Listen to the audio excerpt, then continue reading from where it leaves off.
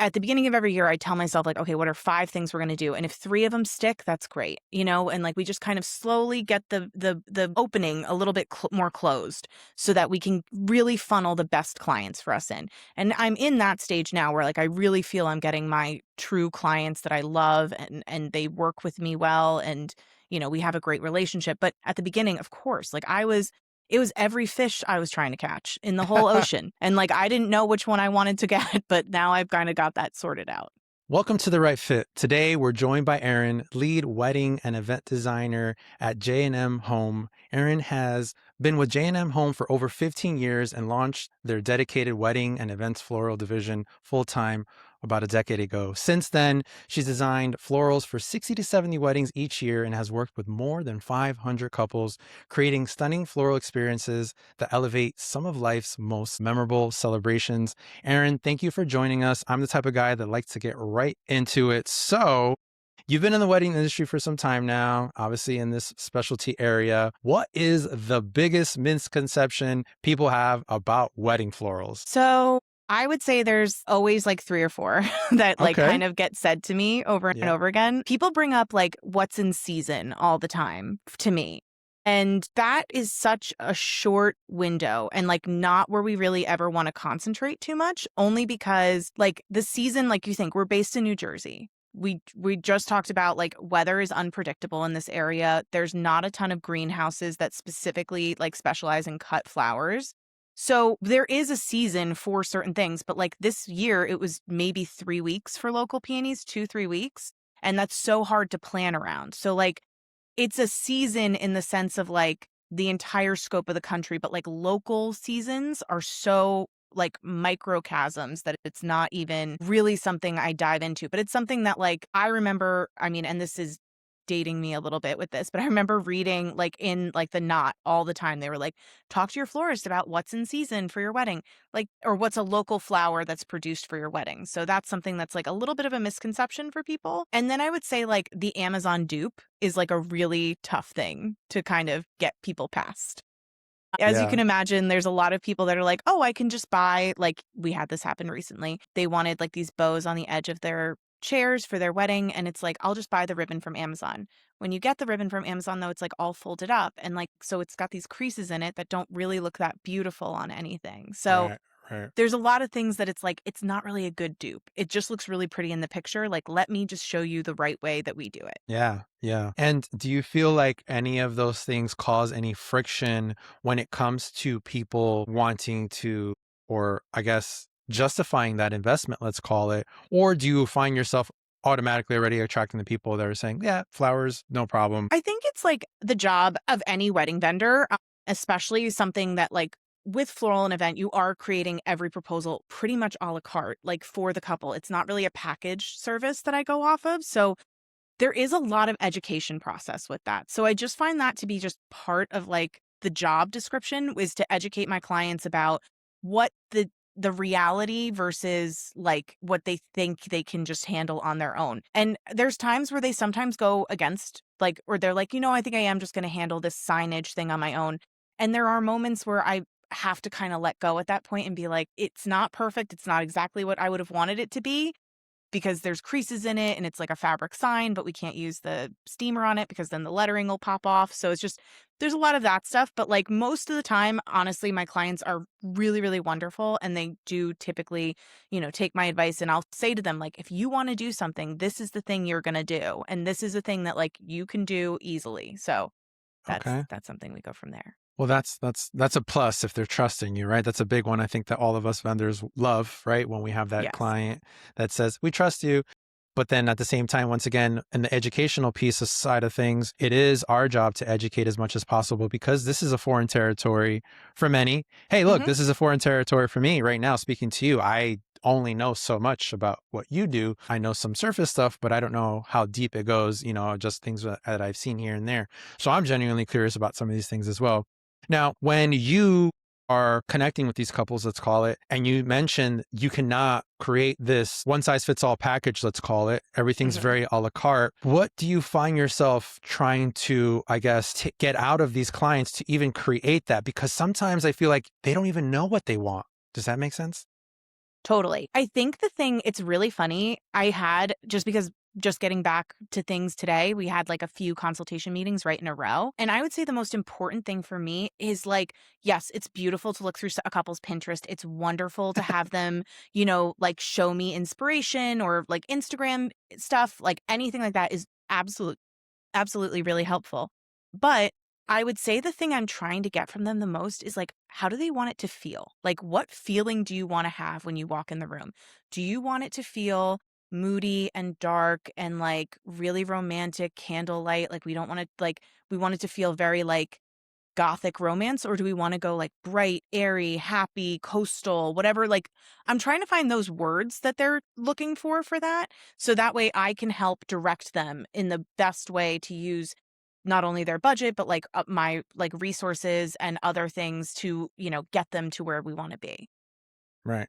I mean that makes sense to get started somewhere, but you definitely probably have to do a little hand holding and definitely a lot of guidance, I'm sure, to get them there, which is great. I mean, I don't know how hands-on or not other event professionals in their industry are. I am sure there's a range like any other place, but you mentioned consultations and things. So clearly you're spending some time with these people before they're making any big decisions, right? Yeah, I was actually, it's really funny. I was writing this out for a friend that lives out of state that's starting like a baking business for events and stuff like that. And I wrote out actually like how much time I spend with couples prior to their event. And in our standard package that like everybody goes through, it's 6 to 8 hours that we're doing before I even like order a flower for anything. Cause we do like 4 meetings, there's a sample meeting, there's a lot of pieces that we go through.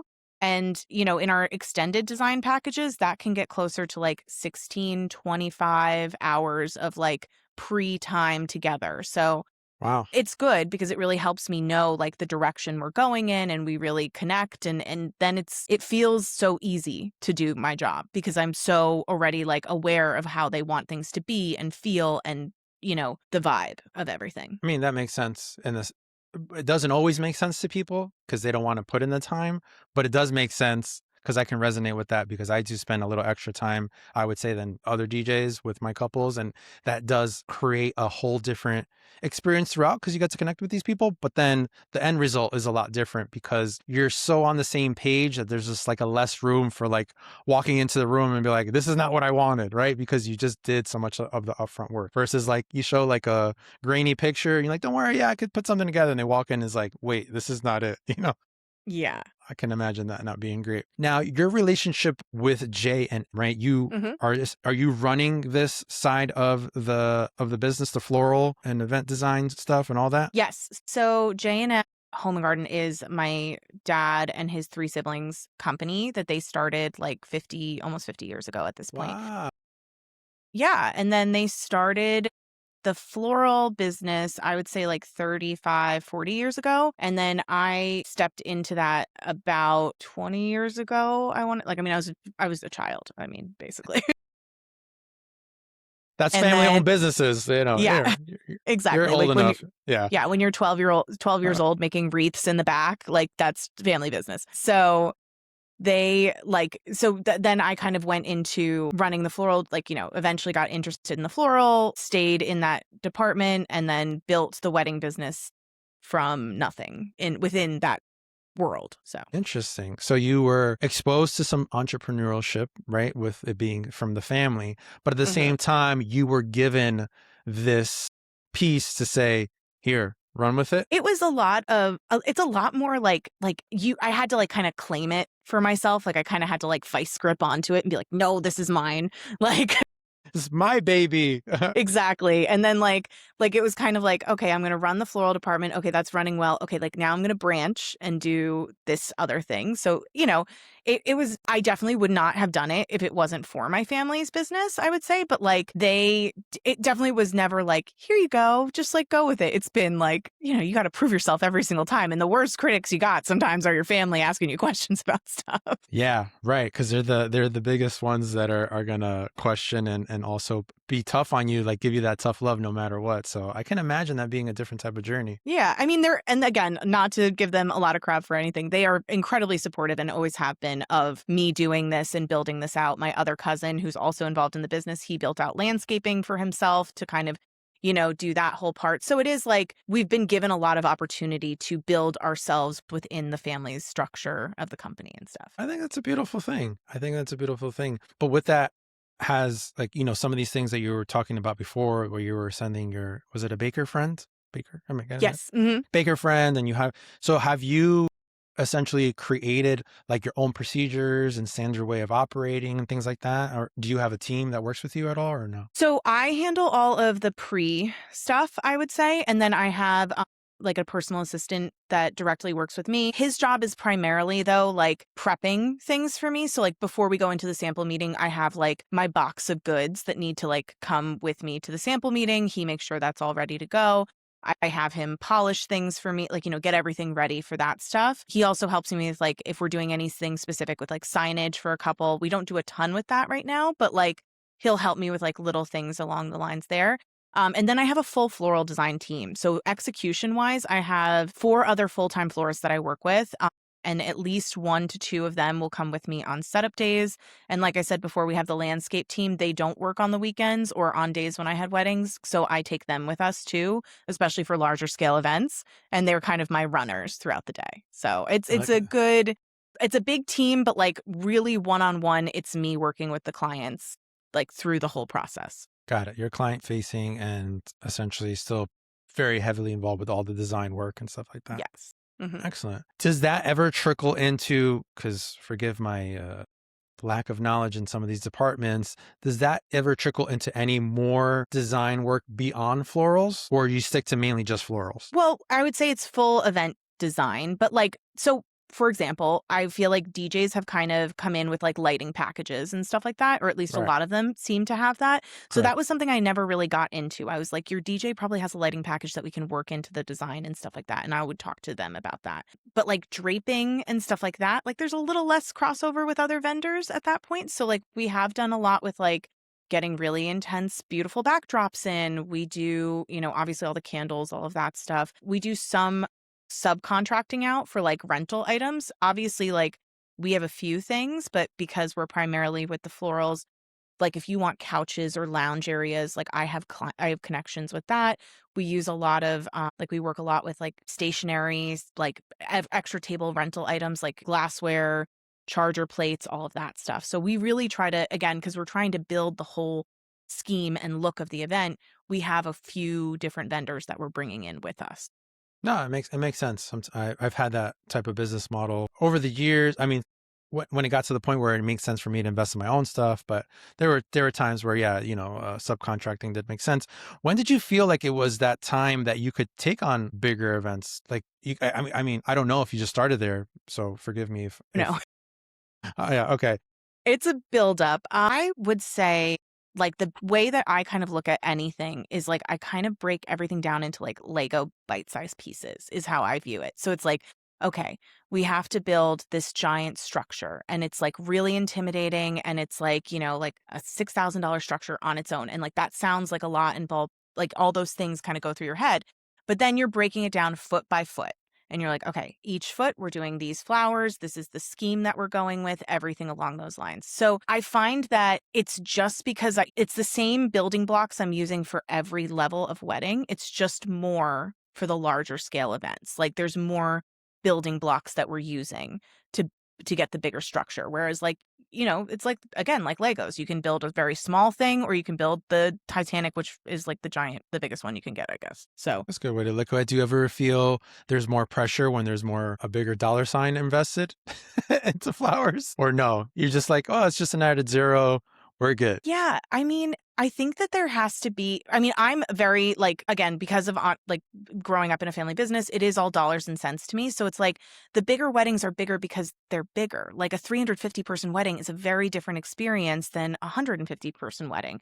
So like to me, it's just like there's a sliding scale there. It's not that even, and I love obviously like the larger scale weddings that we do, and I'm very passionate about it, but I would say our scale is pretty much like if my 150 person weddings were having 350 people, we'd probably be at the same number at that point of what they're spending because it would Okay. just the scale would slide in that direction because we Okay. have more pieces and stuff like that.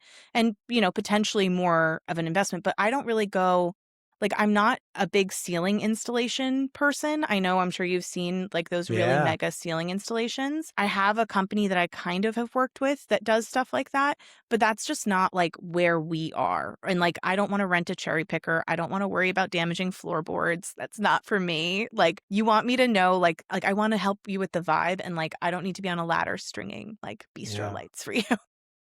I mean, I think that's important to know because in this show, some of the people that we're talking to is also like other entrepreneurs along their journey, wherever they are, or people in this industry.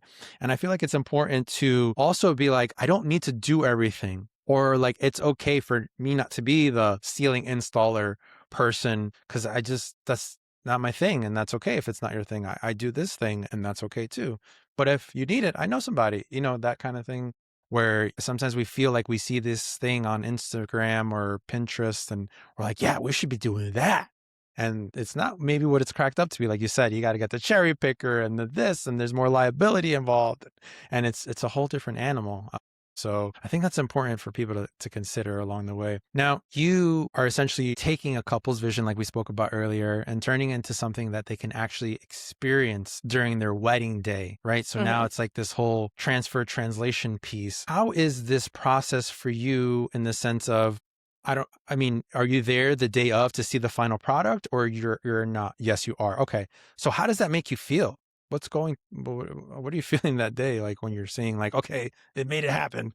It's a mix of feelings. Like there are moments of like there's a time crunch, there's stress, like let's go. Like we got to get this done.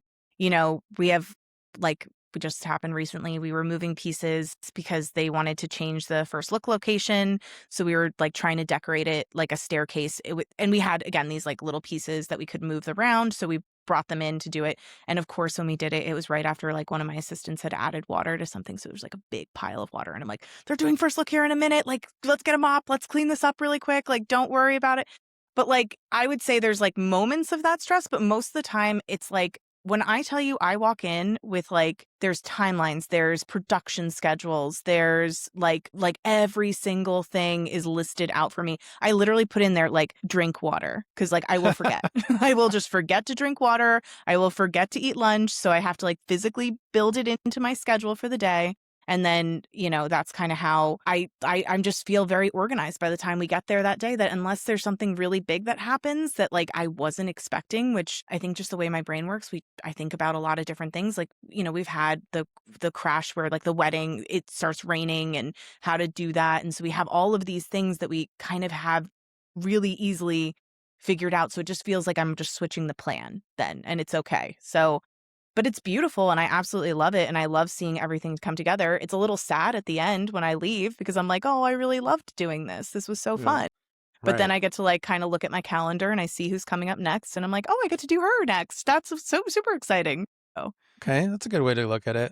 But also a reminder, because I've been reminding some of the people that I speak with, because we're all guilty of it. It sounds like it happens to you, that we are in this organized chaos mode where we do have the structure and the flow, but there's just so much going on that sometimes you don't get to stop and appreciate or reflect on yeah. the great work that you've done or that you're doing, right? Like you're like 6 to 8 hours plus, and that's just pre, and then that, and then more hours after that, and then the build, and then it's like drink water and I gotta go. Sometimes you don't even get to appreciate all this beautiful stuff that you're creating. That's true. That is why we bring our social media person with us so I can look at the videos later and be like, "Oh, that was so nice." Thank God for content creation, right? Which, speaking of that, we did spend some time looking through, some of the stuff that you had on Instagram and stuff like that. Obviously, we loved some of the pieces and some great stuff that we saw on there. Do you have like a favorite style or type of arrangement that you like to design, or I don't know, any particular aesthetic that you naturally gravitate towards? No, I am like, I say it all the time and I feel so bad saying it. Like, I am so, like, if I have a client that comes to me and goes, I want coastal Nantucket elegance, I'm like, I'm all in. Like, I'm all in. I'm just so far into it with you. Like, we're going to find like a pearl, like seashell thing that we could put the guest's name on at the tables. Like, we're going to find the perfect rattan charger and we're going to find like these beautiful big white Nantucket hydrangeas to like add into the pieces. Like, dude, that I'm all in with you. And then like I have another couple that like wants to lean into like golfer chic like look, and it's like greens and whites, and it's like very classic and tapered country club vibe, and I'm like, okay, I'm all in on that. So it's just as soon as I feel like because I've always thrown a lot of parties, like I just change themes on things all the time. Like literally my house gets decorated for every holiday and Oh, like over the top. I'm all in on a theme. So like if a couple gives me something, I'm just so excited to create it. okay. I love that. So you're open-minded to create what they're looking to do, obviously with your own spin on it, I'm sure, always. Yeah. Yeah, no, I mean, and I am a floral focused designer for sure. Like I'm never going to turn around and be like, I don't think we should do any flowers. Like, no, we need flowers. Like I love flowers. Like I grew up in a garden center aspect of my life. Like I'm going to bring in some sort of living element to create this vision, but like I do feel like if we want to do a really tapered look, I'm into that. If we want to do super wild or really artistic and organic, like let's go. I'm good with all of it. Very cool. I love that. And I'm sure it keeps it interesting for you, right? Because it's not repetitive or redundant where you're just like, okay, we just do this over and over again. Yeah, having ADD is great in this industry. I know a lot of creatives that have ADD. It's funny you say that, Yep, which is interesting because maybe do I have it? I don't know, but we'll talk about. I gotta go probably everyone does. I gotta get tested, right? Yeah, Nowadays, everybody has it. yeah. And I mean, so obviously you've developed such an incredible eye for design, like we're talking about here, and detail throughout your career. But was there like some type of defining moment or like a light bulb moment where you realized like, hey, it's time to like evolve my approach or elevate my work? Or I'm sure it wasn't always like, oh, okay, I'm creating all these amazing designs. I would say at the beginning, like when you start out in your career, I say it's like you are open to everything. Like you want as many clients as you can get because you're just not getting you're just not filling enough spots. So eventually once you start filling those spots and you start getting an idea of the type of client you like to work with and like the type of weddings you enjoy doing, locations you like going to. I know there's florists that will travel like on planes to go do weddings. Like I'm not doing that. I'm staying in like my little bubble of New Jersey, New York, like a little bit into PA, a little down the shore. It's like an hour bubble and that's where I live. Yeah. But I just think that you just have to slowly kind of you get at the beginning of every year I tell myself like, okay, what are 5 things we're going to do, and if 3 of them stick, that's great, and like we just kind of slowly get the opening a little bit more closed so that we can really funnel the best clients for us in. And I'm in that stage now where like I really feel I'm getting my true clients that I love, and they work with me well, and we have a great relationship. But at the beginning, of course, like it was every fish I was trying to catch in the whole ocean. And like, I didn't know which one I wanted to get, but now I've kind of got that sorted out. That's amazing. And I mean, so realistic and most of the journeys that I talk to with other people that you kind of have to try a little bit of everything or, different clientele because you're just trying to get on your feet or figure it out or gain the experience and all these other things. But eventually when you do start finding your ideal client, or sometimes I call it your tribe, I think it's a beautiful thing because you thrive differently. I feel like in that lane, versus like you're trying to figure out so many different things versus like you have more clarity and more direction when you're like, okay, this is my thing, this is my client, let's get to work, versus you're doing a bunch of other stuff. That makes me think about, where are you getting these people from? Where are they finding you? How are they finding you? Like, is it just through the family business and that history, or how are they finding you specifically? So surprisingly, so this is another thing. And this I will credit to meeting my husband with actually learning how to do like metrics. I was like, whoa, what do you mean? Like I can like write things down and then like have like a percentages of like where I get people Oh, from? That's insane. let's talk about it. I Yes. know. I was like, whoa, this is so different. Like Yeah. I like never wrote down like my numbers until I met my husband. He's like, how many weddings do you do a year? I was like, I don't know. Like this. I don't know, some. Like We're whatever it is. creative. I have ADD. I have no Exactly. idea. Exactly, exactly. And so now I've like kind of gotten myself into a pattern of keeping track of this stuff. So I would say every year it's about, I'm going to say like 10% come directly from the business itself. They've either grown up in the area or their parents are clients of the business. So it's about 10%, which is not as many as I would probably have thought. Yeah. A lot of clients, though, I would say are recommended from past clients. I would say that's like maybe 30%, 40% of the business. Instagram takes up about 20 to 30 depending upon the year. And now I think it's so hard with Instagram because it's like evolved so much because like people aren't necessarily liking things, but they're screenshotting it and like saving it for later. So then I'm Yeah. kind of like getting sent my images, but like I didn't know that they were even looking at that. So it's just weird. Like that's kind of a weird one. Yeah. And then I would say there's like two venues that we do like pretty large bridal shows at. Okay. And they make up combined about 30% of the rest of the weddings. Oh, Per like and quantity wise, not like necessarily like the dollar total, but like just like where the right. numbers are coming from. So yeah. Like leads almost type of thing. Yes. Okay. Yes. Got it. Got it. And those venues are in New Jersey as well? Yeah. So I Okay. mean, and they're Madison Hotel and Old Mill Inn. So we typically do those two a lot. And we work with Emily of Emily Lane Events a lot. She's shout out to her. She's absolutely She like wonderful. lives at Madison, I feel She like. does. She lives Yeah. there, and I am always so happy to see her when I go there. No, she's amazing. She's amazing. Um, she's a lot of fun. And so, okay. And I one thing that really stood out to me, because I always call things like that the unsexy part of being a creative or what we do. But metrics is something that's so important, whether we want to believe it or not.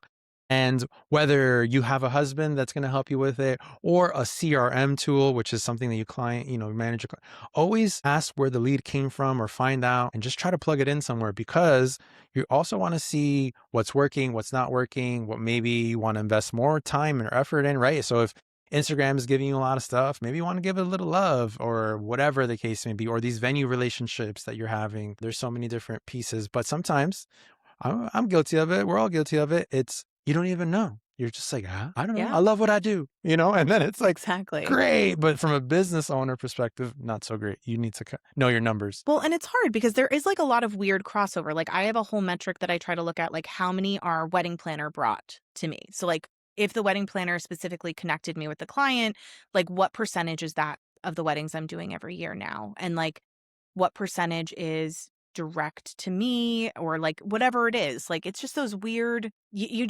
have to look at all of it. And like I do like looking at it, but I think it's like one of those things like staring into the abyss a little bit of the numbers. Like eventually I'm just like, I'm lost. I don't know what this means anymore. I'm just gonna close my laptop and hope for the best. So, Yeah.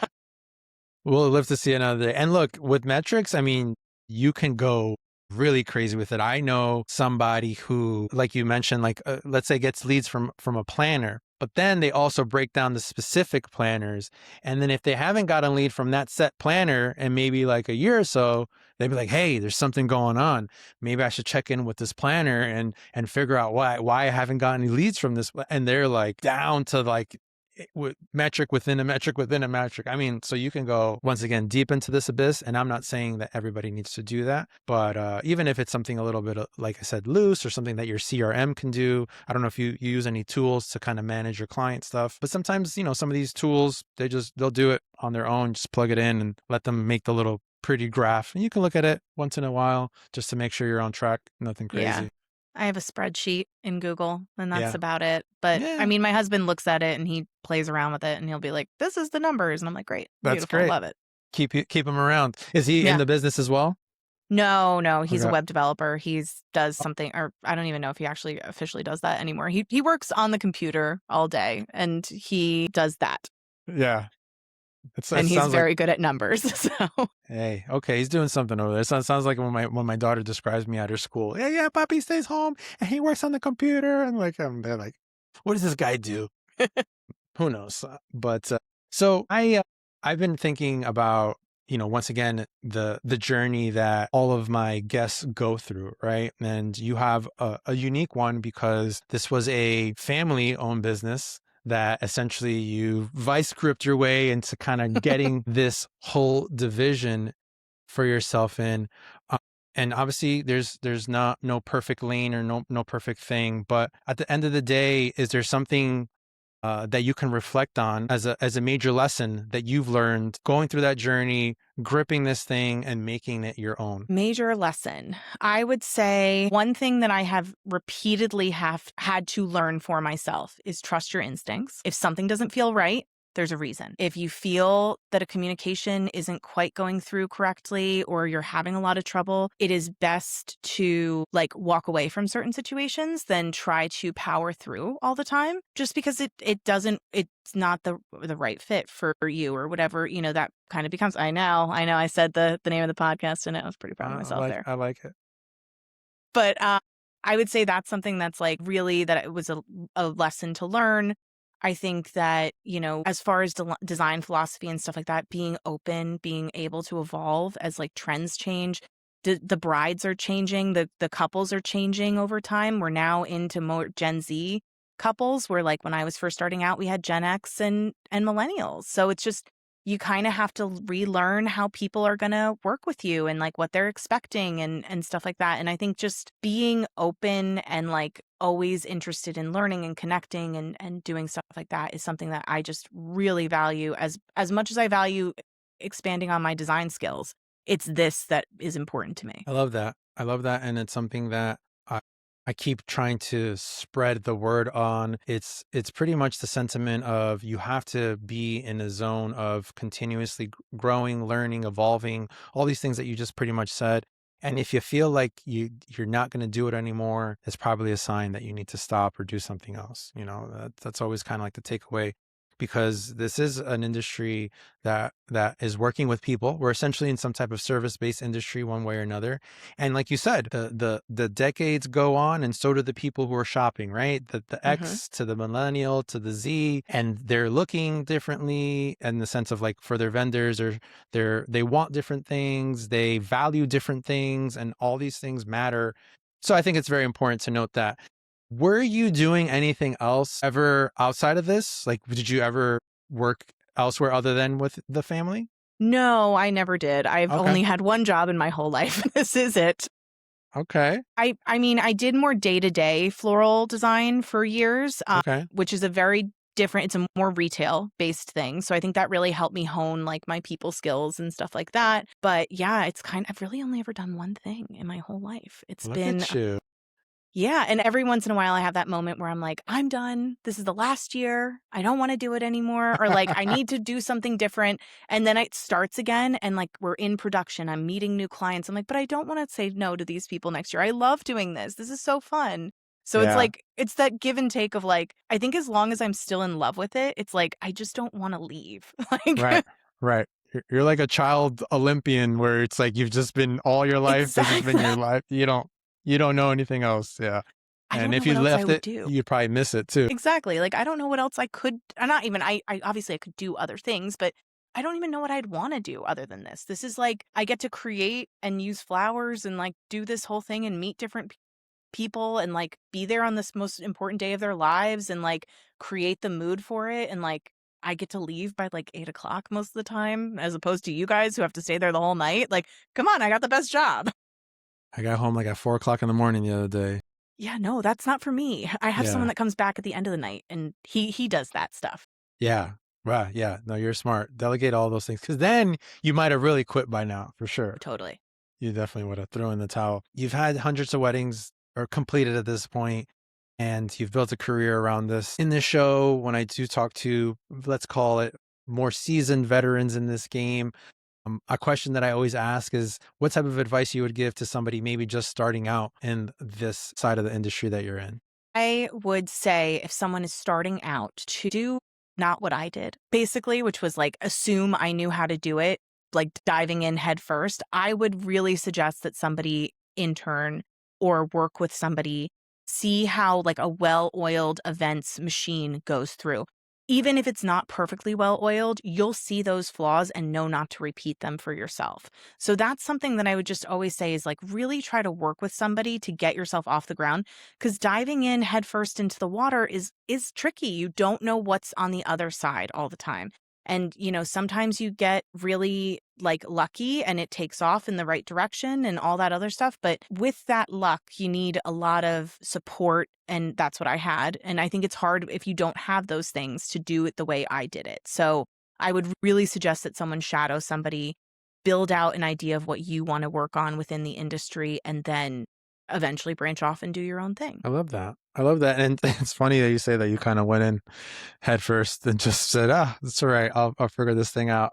But it's such an important piece to get some experience under your belt. And a lot of times people are saying, "Well, how do I get experience? Nobody's going to hire me without any experience." But sometimes it just takes like just saying, "Hey, I'll go shadow you," or like, "What do you need help with? I'll help you clean up. I'll help you set up. I'll, sweep the floor." Whatever it is, I think you have to be willing to do some of those things, maybe not some of the glamorous things at first, just to get that experience. And Erin, you hit something that I think is very important too, that I wanted to know or highlight, is that you're also going to see the things that you might not love or like too. So when you do develop your own business, you take those things with you. Cause I did the same thing. Before I had my own business, I worked with other businesses and I learned some amazing things. And I learned some things that I said, this doesn't feel good to me as far as like maybe my style or authentic to me or whatever it is. And then I translated that into what I wanted to do and what I did not want to do to make it your own. So I think that's important too. And do you feel like you're at a point where, you've kind of built that maturity at this point, right? We probably heard a lot of hard lessons to making it your own and kind of really kind of getting that authentic piece out there? Yeah, I think that I mean, when I started doing it, I was 20 years old. So like Wow. 19, 20 years old. So, and I was lying about my age left and right. So clients, if you were back then, I was probably 19. I was not 25, but I lied all the It's all right. time. Frontal lobe wasn't developed back then, so Frontal it's lobe okay. wasn't developed, had no thoughts in my head basically. But I think like, as that time has gone by, like you hone yourself in and you become the person you want to become. And like finally like being happy with where I am in my life and where I am, with every other piece of it, and realizing what work-life balance looks like for me to make sure I still have enough to give to my clients with the creativity and everything like that. That was all important to learn along the way and like get myself to where I am, that I do really still love what I'm doing this. What is something that you do to help you create some of that balance? I sleep a lot. So I'm like real big on sleeping. Man, Love that. I love that. For you, I've not for me. I yeah, have small children. I yeah, haven't see, slept I in don't have years. small children, so like Yeah, I love it. It's great. Sleep yeah. all the time. Take advantage. Yeah. I really try to give myself swaths of time though, where like I'm not working and like me and my husband, like I'll be like, look, there's 2 weeks here, there's 2 weeks here, and there's 2 weeks here. Let's plan trips, let's do events, let's do what we want to do. He's really good at like pulling me out of things and being like, hey, you have a big wedding on Friday, but you don't have anything Saturday or Sunday. Let's go to a concert.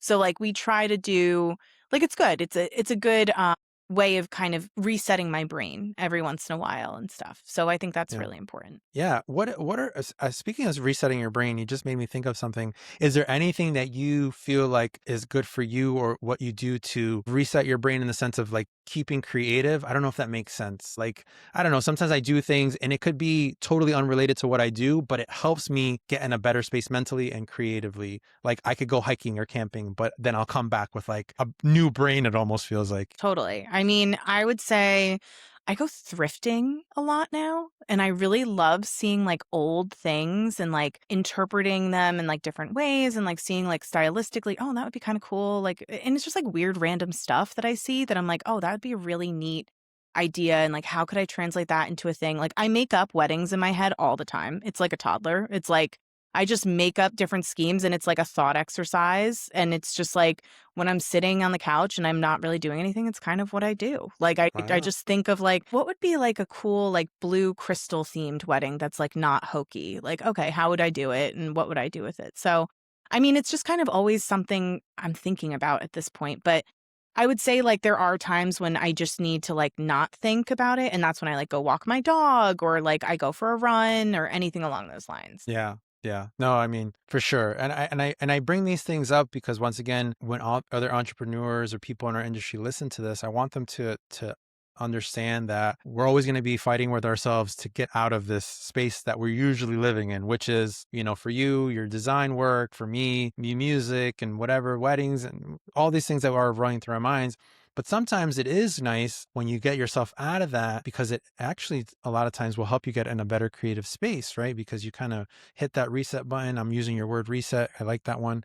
And you kind of get back into like, whoa, okay, I'm thinking of some new ideas, some new things. And I feel like we always kind of have to be doing that, because we have to slowly reinvent ourselves as we go as well. And once again, going back to the conversation we had previously, as these generations change too, it helps us to kind of stay alert and aware of just how can we adapt, how can we be flexible, because I do feel like our industry does require a little flexibility. Or what would you say to that? Totally. I mean, I would say like you kind of always have to be willing to go with the flow on. I mean, when we come together at a wedding, it's not just about us. Like we are working for a team, for a couple. So it's not even like it's a big thing to kind of come in and you have to work with everybody else and like play nice in the sandbox and like make sure you clear your spots and clean up after yourself so the next person can come in correctly and all of that jazz. Like, and I just think that that's something that you really have to value and like and bring into your practice of doing your business and stuff. So Yeah. A lot of moving parts in what we do, but yeah. we're always working at it. So, Erin, typically on our show, we like to do what's called a rapid fire round towards the end, which is more of some questions just to kind of give an answer that just pops into your brain at first, like not Okay. overthinking it, I guess is what I'm Great. trying to say. So, what is one detail guests remember the most after attending a wedding? Overall, I would say they remember how, and I think this is just how I feel about it, but like how the event felt.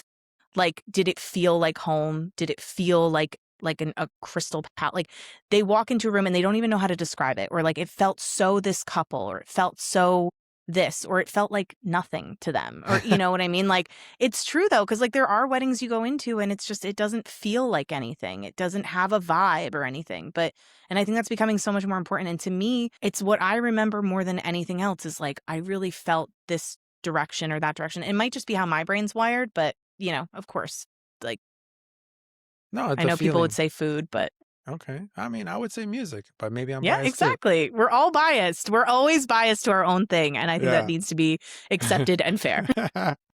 Whatever. But Yeah. yeah, no, at the end of the day, I do feel like feeling is everything. And I guess sometimes when I'm talking to my clients, what I tell people is that you might not fully understand exactly what each of your vendors are doing. You might not, know the technical details or the terms or things like that, but you're going to feel something. It's going to be a good one or maybe a bad one too, right? Because you can, Hmm. you can get like that empty or not great feeling because like you mentioned, like maybe the vibe wasn't there or there was no, I don't know, things didn't sync the right way. It was just very, I'm sure you've experienced this, things are piecemeal, right? Like there's a lot of pretty things, but they don't really go together. Or I don't know. I've seen that sometimes where I'm just kind of like, yeah, this is kind of nice, but like doesn't really make sense, right? It just doesn't go together. It's like this puzzle piece that you have to bring together. So I think that's important. The feeling really is something that lives on. What do you think is something that instantly throws off the atmosphere or vibe at an event? I would say anybody who is like visibly upset in a way that doesn't seem normal. Like if someone seems like they're kind of sulking or they're like just not having like it's just it everyone's attention goes right to that detail. Like they're like, why is that person being weird? Like what's going on over there? Like at least I am. I'm so nosy with that stuff. I'm like, let me hear what's Right. going on. But Yeah, a little drama over oh, there. totally. Yeah. Yeah. No, but that could throw it off, especially with weddings. They're so emotional, family drama going on sometimes, or all these other things. Yeah, like It, if there's like a weird silence when you walk into the bridal suite, you're like, what happened? Like 5 minutes ago. like who's mad at who? Did the maid of honor say something to like the bridesmaid that like hasn't been carrying her weight? That was like a little mean. Like, I don't know. Just you feel it right away though, and you're just like, ooh, this kind of can throw off the day. yes, for sure. I'm gonna challenge you with this last one because you told me you couldn't answer it, but I'm gonna try to pluck something out of you here. If Okay. you weren't in this industry, what career would you be in? I'd be good at anything else. I'm like one Really, of those people that Erin? has I mean, I would probably honestly, because of my family's business and like maybe I'm like brainwashed or Stockholm syndromed into it, like I'd probably do interior design because that seems to be part of the business too. We sell Okay. furniture and stuff, so Okay. potentially that, which is kind of a career adjacent, and again, I would just probably still do something with them, Okay. unfortunately. Not super lateral, but somewhat a little bit. Okay. Your Like, I interior design. couldn't do like, I couldn't go to an office. Like, could you You never imagine? you never had like a random dream of like, I want to be a pilot or a chef or No. nothing. Like, You're I literally on my I like, hand to God, on when I was in kindergarten, I drew what I wanted to be when I grew up, and it was, like, working at my family's company, and I I love made it. us tie-dye uniforms because I thought that would really enhance our style, and I'm, like, literally, like, watering a plant in the picture. I don't know, like, I was That's gonna it. do this. You were meant to do this. And I mean, look, that's a beautiful thing because I think for the clients that you work with, it's going to be kind of hard to find somebody better than somebody who's been living and breathing this since they were a little kid. Yeah. That's a different type of dedication. My last question, and it's not necessarily part of the rapid fire. What makes a client the right fit for you, Erin? Say a client is the right fit for me when they value how the atmosphere for the day is going to be. If a client comes to me and says, I just want to do this as cheaply as possible, or I just want to do this, and like, I don't really care. My least favorite phrase, which is like an instant red flag for me, is I don't care about flowers and I don't really care what the day looks like. We're not a good fit then. I need someone who really cares and who's going to value the details. And like when I suggest that we need to put like velvet place cards on each of the guest like spots because it's going to really tie into the velvet roses that are on the table in a certain way. Like I need that person to like trust me that that's going to make the difference. And that's really the client that I get. Like they have to be as creative and imagine they're very creative people. Like all my clients I work with are typically very creative, Wow. imaginative, and I love that. That's the best client for me. But someone who doesn't really want that stuff, it's not that's not your brand. Yeah, red flags right away. Well, you got to catch on to those. And I'm like you said in the beginning, you were just taking them all, so you probably weren't even. You're like, "Ah, At the ignore beginning. ignore those red flags." Yep. But now, yes, I think it's going to make a whole different experience for yourself and for them, and for that final product. So, where would you say you're most active in, and where people can find you? As far as is it Instagram? Is it TikTok? Is it your It's website? definitely Instagram. Okay. I try to post at least 3 times a week. I was on vacation, so I didn't really post. Yeah, so, like, I'm gonna do it this week. We, like, had some really great images from the last wedding we came to. We had our content creator there, so but that's a really good way to, like, see what we're currently working on. Our website's beautiful, but it is, like, pretty not stagnant, but, like, I only update it maybe, like, 3 or 4 times a year just to kinda give new That's pretty galleries, but good. I know some people who don't update it once a year, maybe once every 2 years. So that's 3, 4. That's good. my husband told me about, like, SEO, and you have to do it every once in a while, and then it boosts you back up. I don't again, this is the webby stuff. He does that, and I do this. Listen to the guy. Yeah, yeah. Yeah, No, for sure. That's a whole thing. And blogging, and there's all these other I can't do things that. with SEO, but that's a whole different rabbit hole. But important. Erin, I am super grateful to have spent this time with you here today. For our listeners and viewers here, we did have some hurdles to make this happen. You too. Mother Nature was not on our side a couple of times. We had to reschedule this thing, but we made it happen. And I haven't had somebody in your skill set on the show yet. So it was nice to have somebody talk about a different angle, different perspective. So thank you so much. Truly grateful. And for those watching and listening, please don't forget to follow us on either YouTube, Apple, or Spotify, where we'll be posting our shows. And of course, Erin's stuff will be coming out shortly. And thank you so much for tuning in. Hope to see you guys next time at The Right Fit. Thank you so much for having me.